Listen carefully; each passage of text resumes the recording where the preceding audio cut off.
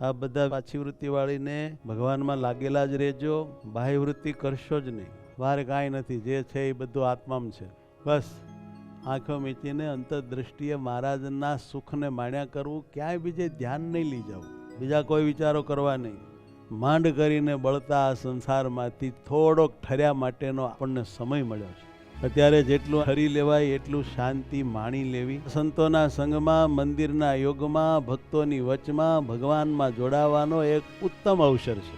આવા અવસરને જે ભક્ત સમજીને માણે તો એ વહેલો મોડો ભગવાનના મહા આનંદને જાણે ખરો.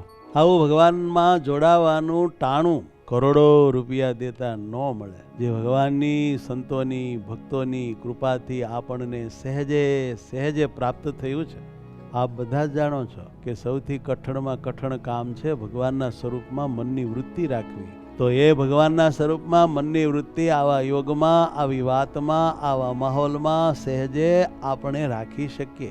અને ભગવાનમાં વૃત્તિ રાખવી એ જ કલ્યાણ છે, એ જ મોક્ષ છે, અને એ જ ઊંચામાં ઊંચી પ્રાપ્તિ છે, એમ મહારાજે પહેલાં જ વચનામૃતમાં કહ્યું છે. માટે હિંમત રાખી, સજગ થઈને જેટલું ધ્યાન થાય ભગવાનનું એટલું બધા ખબરદાર થઈને કરો.